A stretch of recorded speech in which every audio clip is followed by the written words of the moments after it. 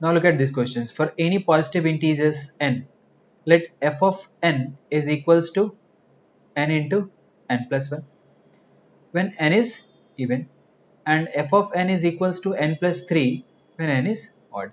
If m a positive integers such that 8 times of f of m plus 1 minus f of m is equals to 2, we have to find out the value of m.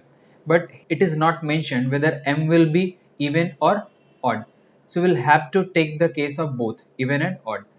So let's take case 1. When m is even, so if m is even, m plus 1 will be odd. So we can say that for odd, when n is odd, f of n is n plus 3. So f of m plus 1 will become m plus 1 plus 3.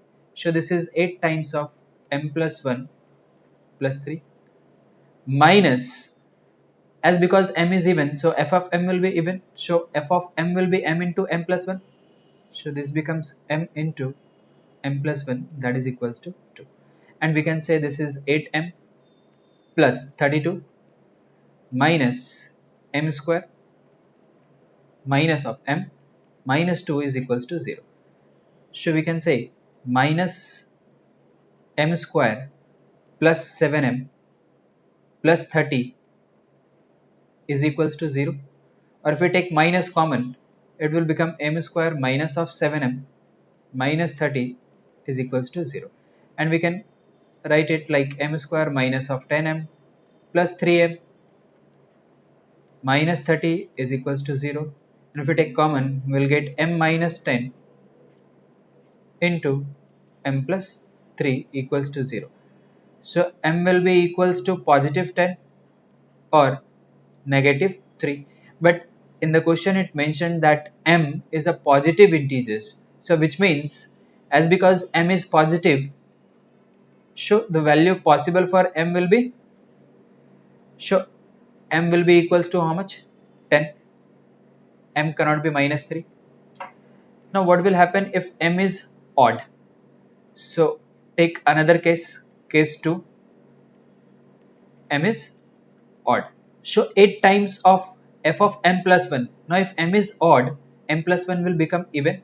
So this is 8 into, for even this is m plus 1 into m plus 1 plus 1. So this becomes m plus 1 into m plus 2 minus, as because m is odd, so f of m will be odd. So here we'll see that for f of m it will become m plus 3, again that is equals to 2. So we can say this is 8 into m square plus 3m plus 2 minus m minus 3 minus 2 is equals to 0. So this is 8m square. 8 3 is 24 minus 1 is 23m positive. 8 2 is 16 minus 5 is 11, that is equals to 0.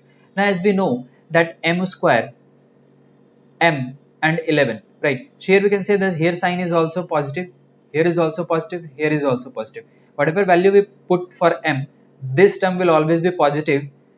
For this total terms equal to be 0, m has to be negative only, because this term only can make the term 0. This will always be positive and this is definitely positive, a constant.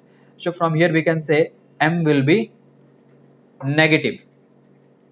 And we know that in the question it is mentioned, given that m is a positive integer, so m cannot be odd, m has to be even, and the value is 10, which is also even. So the possible values for m will be, that is 10. Thank you very much.